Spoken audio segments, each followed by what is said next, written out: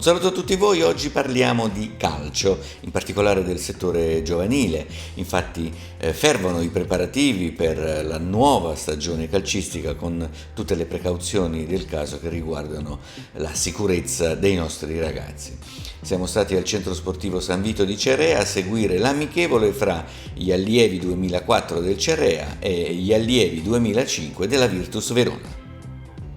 Il calcio d'inizio della gara è ad opera della Virtus.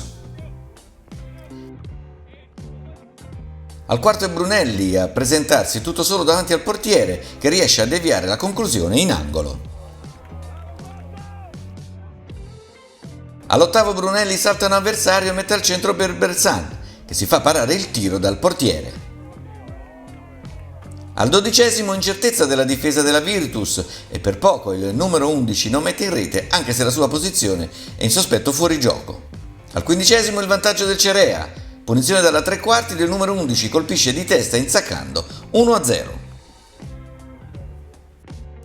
2 minuti dopo è ancora il numero 11 del Cerea ad approfittare di una distrazione a centrocampo. Prova la conclusione a pallonetto da fuori area ma il suo tiro termina alto sulla traversa.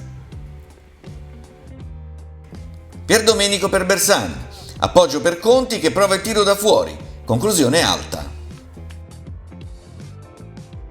Al 22° azione manovrata della Virtus, Pasquariello allarga per Matic che serve Piazzola, la sua conclusione di prima si spegne tra le braccia del portiere. 24°, Bersan serve Brunelli che entra in area.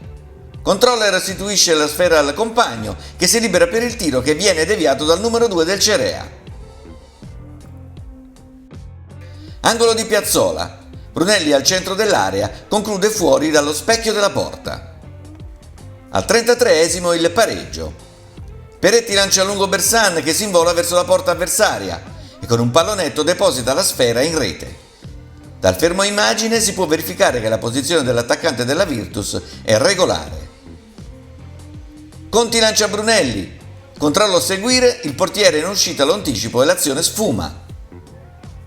Brunelli raccoglie sulla fascia, attende l'inserimento di Conti che controlla e tira. Il portiere respinge di piede, sulla ribattuta ci riprova Brunelli ma la sua conclusione termina alta. In chiusura di tempo Matic crossa in area, Brunelli scarica per Conti che conclude, il tiro viene deviato dalla difesa del Cerea. Il secondo tempo riparte con la battuta del Cerea. Al quarto il Cerea torna in vantaggio, punizione dal limite del numero 11 che colpisce in pieno la barriera, sulla respinta ci riprova e con un tiro di esterno sinistro infila la palla all'incrocio dei pali. Punizione di Leuci dalla tre quarti ed il portiere del Cerea vola all'incrocio dei pali a deviare in angolo. Sugli sviluppi del corner battuto da Doro, Antolini di testa riesce a mettere la sfera in porta per il pareggio, 2-2.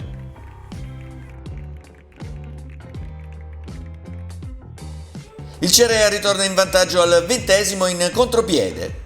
Il numero 6 supera tutti in velocità e deposita la sfera in rete, 3-2. 4 minuti dopo il definitivo pareggio. Peruzzi crossa in area e Capitanio di testa riesce a trovare l'angolino per il gol del 3-3. Ancora Peruzzi dal fondo mette un cross che la difesa in qualche modo allontana. Sulla ribattuta è lesto Doro a concludere di prima sfiorando il palo sul lato opposto. Ultima azione del Cerea che dal fondo riesce a mettere una palla al centro. Sulla ribattuta è il numero 16 a concludere alto sulla traversa. Una buona gara per mettere minuti nelle gambe dei ragazzi di mister Riccardo Varanini, una buona sgambatura che è servita anche per provare schemi e posizioni. Il gioco è quasi sempre stato nelle mani della Virtus che però ha sprecato diverse occasioni. Risultato finale in pareggio, Cerea e Virtus concludono la gara sul 3-3. Mayday, mayday, up and shoot, mayday.